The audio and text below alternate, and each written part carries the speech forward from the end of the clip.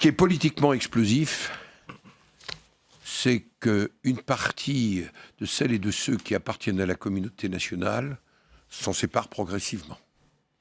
Je vis dans un département, les Yvelines, où il y a 2-3 lieux, 2-3 communes où j'ai le sentiment que la République s'est effacée devant des projets politiques d'une autre nature.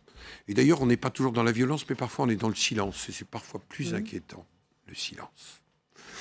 Et, vous savez, je suis à 20 km d'une commune, je ne veux pas la montrer du doigt, mais la Verrière, par exemple, qui nous préoccupe. Il faut donc trouver avec l'islam une relation apaisée et sereine, comme la République l'a trouvé avec les autres religions. Le principe 1905, liberté de croire ou de ne pas croire.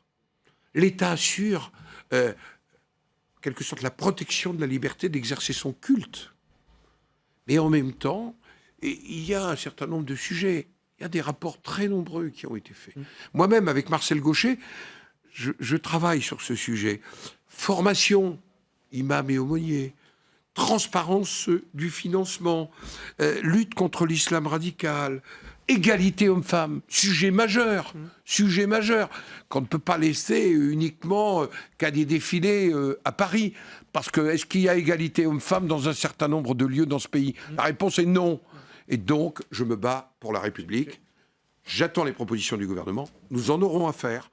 Il y aura des débats qui ne seront pas des débats uniquement de clivage politique. Mais au Sénat, depuis maintenant 4 ans, il y a un travail en profondeur qui est fait.